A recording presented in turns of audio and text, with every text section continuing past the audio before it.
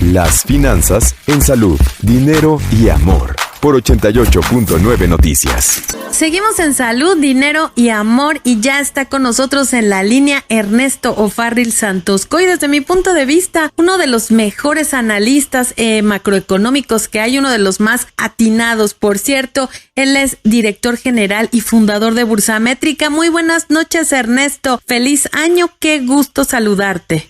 Igualmente, Romina, Claudia, Marilena.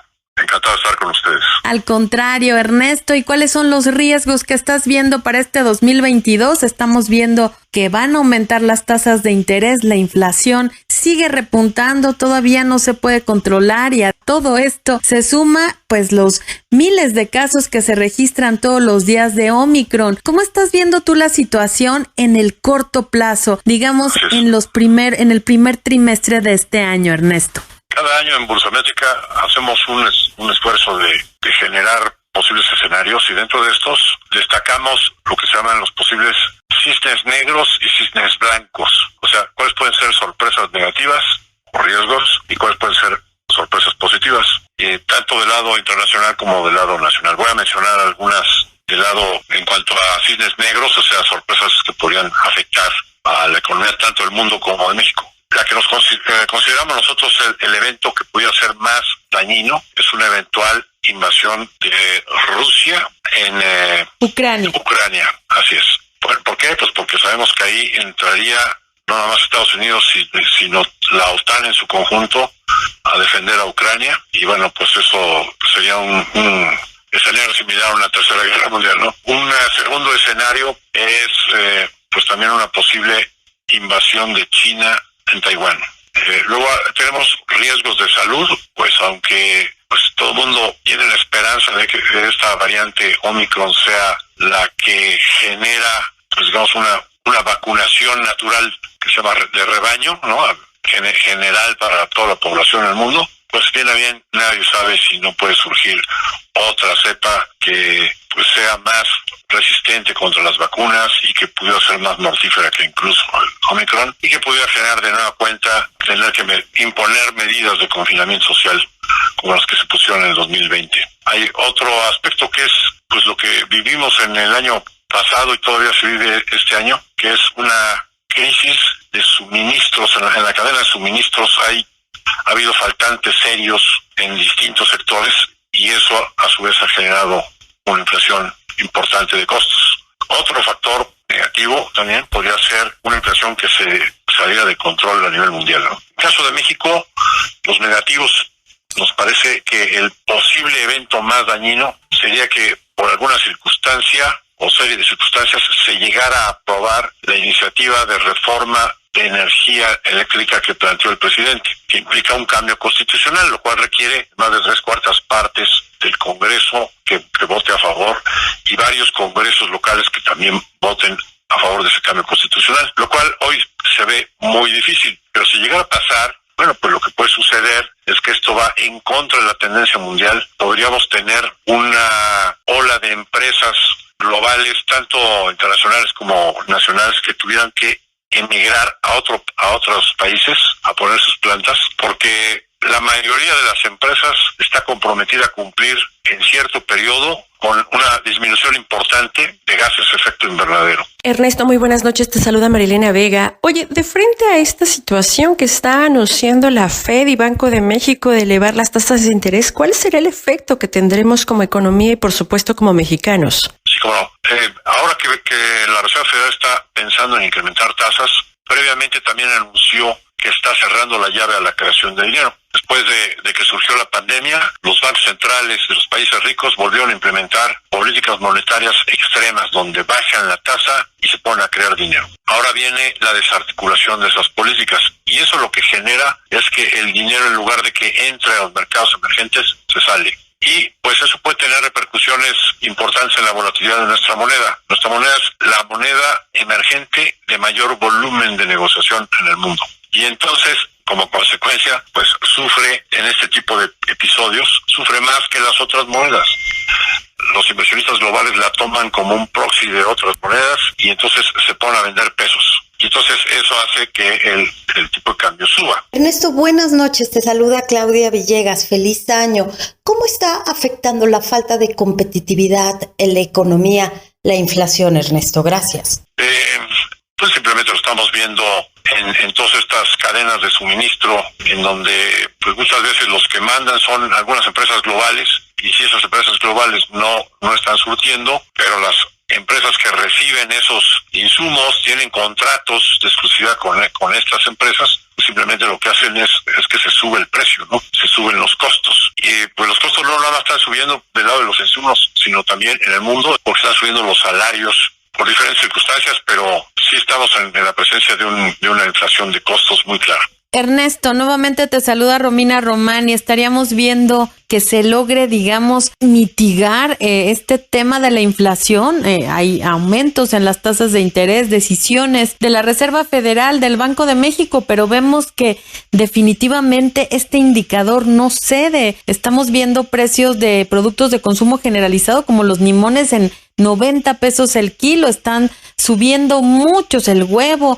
muchos productos de la canasta básica. ¿Cuándo verás que la inflación podría empezar a ceder? Si nosotros vemos todavía una inflación creciendo en México durante el primer trimestre, pero pensamos que a partir de abril deberíamos empezar a ver que la inflación empieza a ceder, que cada vez va a ser menor. Y es, digamos, una consecuencia de esta cuarta ola del Omicron, que generó medidas de confinamiento social en algunos países europeos, en algunos estados de la Unión Americana. Entonces volvió a haber una cuestión de anormalidad en la actividad económica y tuvo como consecuencia estos incrementos de precios en los perecederos también. Ernesto, muy buenas noches. Te saluda Marilena Vega. Oye, ¿todavía se podría hacer algo vía gobierno federal o el sector empresarial para poder mitigar esta situación económica que estamos atravesando? Si el gobierno realmente abriera los ojos y cambiara hacia restablecer la confianza, su actitud, sus decisiones de políticas públicas, y le extendiera la mano a las inversiones privadas,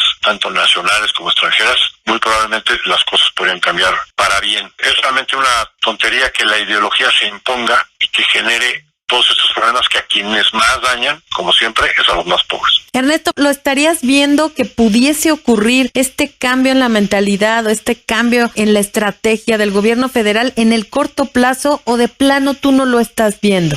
Si no, le doy muy bajas probabilidades de que ocurra. Si ocurriera, sería un cisne blanco, que de repente hubiera una mayor apertura en el sector de energía. Hay adentro del gobierno, hay choques, no todo el mundo piensa igual. Cuando se planteó el rescate de Pemex hace unas semanas, a su vez se escribió ahí que iba a haber un nuevo plan de negocios para Pemex y que se iban a buscar mecanismos para que la inversión privada entrara con Pemex para la inversión en exploración y extracción de crudo, para que hubiera suficiente crudo en el futuro. Pues ahí se ve que pues si hay alguien que está pensando por ahí, ¿no?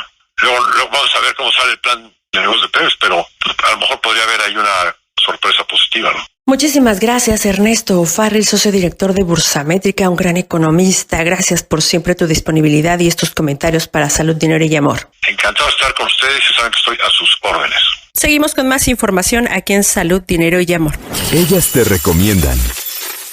Gracias por continuar aquí en Salud, Dinero y Amor. Y ya tenemos en la línea, como le anunciamos al inicio del programa, al doctor Ernesto Piedras. Él es fundador de la consultoría de Competitive Intelligence Unit. Muchísimas gracias, doctor Ernesto Piedras. Gracias por esta entrevista. Feliz año, Ernesto. Siempre feliz, todavía se vale decir feliz año. Que sea buen año de salud, buen año de trabajo, buen año de todo. Marilena, Romina, Claudia, siempre me da mucho gusto cuando me invitan. Hagámoslo más frecuentemente si ustedes quieren en este año, porque hay tantas cosas por comentar. Exactamente, Ernesto, y por eso quisimos platicar contigo, porque en época de alta inflación, de incremento en los precios de los sistemas con los que nos conectamos, vía fibra óptica, vía satélite, vía cable, pues también tenemos a veces la ilusión de desconectar los servicios y quedarnos con el streaming, con tanta plataforma, pero realmente, ¿qué es lo mejor para nuestro bolsillo en este momento, Ernesto? Mira, la primera gran fortuna es que hoy tenemos esa capacidad que tú describes de elegir lo que queramos. Si pensamos en 40 años atrás, pues la única alternativa era la radiodifusión abierta, hasta ahí daba la tecnología y veíamos canales de señal abierta. A finales de la década del 60 empieza empieza a entrar en ciertas zonas de la ciudad la TV de paga, sobre todo de cable, y que posteriormente con muy fuertes inversiones pues ya llega prácticamente a todos los hogares, como se dice en el argot de la industria. Las casas pasadas y oficinas pasadas ya son prácticamente todas en el país. Pero la disrupción tecnológica más reciente, de poquito más de una década, son las plataformas OTT, Over the Top, de video, o streaming de video, o como se le dice ahora, SVOD por sus siglas en inglés, que es Subscription Video on Demand. Video en demanda por suscripción. Y hoy todos estamos encantados de estas plataformas como Netflix, Amazon Prime, Disney Plus, HBO Go, Blim, etcétera, y las tenemos. Yo como economista le llamaría la ilusión monetaria, porque recordemos, por ejemplo, que cuando Netflix entra al mercado mexicano, todos decíamos, ¡qué bárbaro! Con 99 pesos tengo acceso a un catálogo muy novedoso, muy rico, muy atractivo. Muy bien, sí, hoy la mayoría de los hogares pagan ya 299 pesos después del último aumento de sus tarifas del 10%, prácticamente 300 pesos estamos pagando por una suscripción, pero además la mayoría de los hogares tenemos 2 o 3 plataformas, que las otras no son tan onerosas, están en precios mucho mayores, pero todo suma. Pero la otra cosa que debemos sumar ahí es el ancho de banda. Para disfrutar estas plataformas necesitamos un buen ancho de banda en nuestra conexión de internet, y va sumando. Y le podemos agregar el costo de la pantalla o televisión de buena resolución. Eso ya nos está pesando en los bolsillos, y redondeo mi comentario diciéndoles, estamos observando en el mercado mexicano que los que quieren experimentar una nueva plataforma, porque ya hay más de 30 en el mercado mexicano y aumentando, lo que están haciendo es desconectan una de las 2 o 3 para las que les da el bolsillo y contratan la otra, porque no nos da para llegar a tener 6 o 7 plataformas al mismo tiempo. Gracias, Ernesto. Buenas noches. Te saluda Romina Román, y me parece muy relevante esto que comentas, porque además de este entorno de COVID, de bajo crecimiento económico, se suma un elevadísimo nivel inflacionario que necesariamente tiene un impacto en el precio de los bienes y servicios, por supuesto. Entonces, ¿esperarías incrementos adicionales en los próximos meses como consecuencia de esta inflación? Mira, es previsible que sigan subiendo, y además la otra cosa son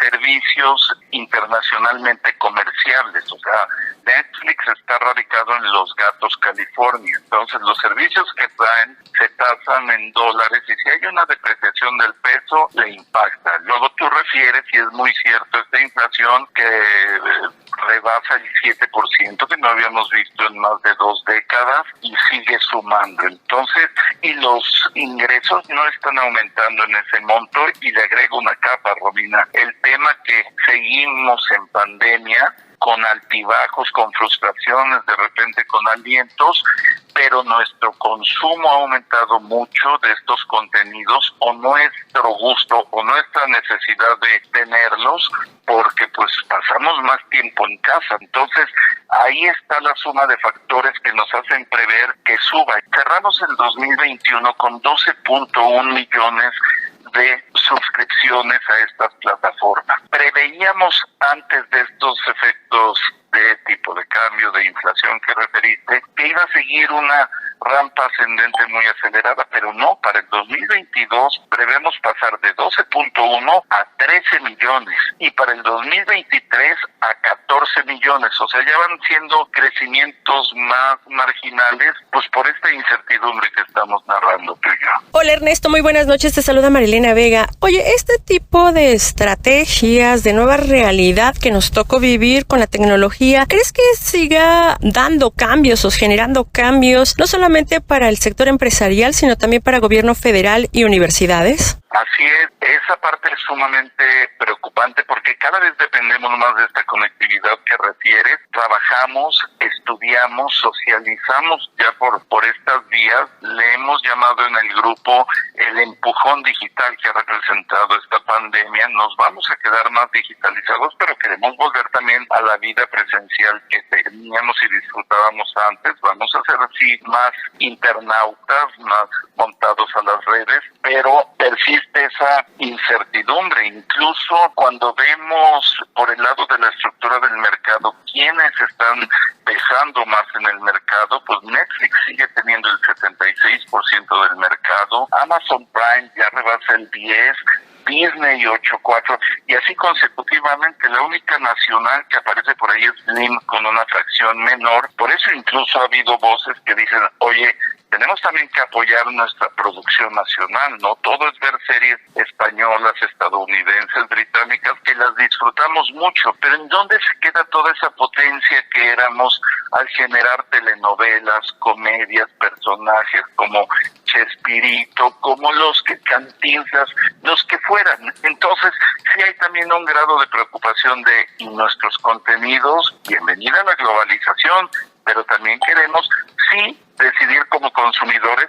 pero sí apoyar a nuestra oferta y producción nacional. Muchas gracias a Ernesto Piedras, todo un conocedor en temas de telecomunicaciones. Él es director general de The Competitive Intelligence Unit. Gracias, Ernesto, y seguiremos platicando y en contacto contigo para que nos vayas contando cómo van las cosas en el sector. Muchísimas gracias, muy feliz año todavía.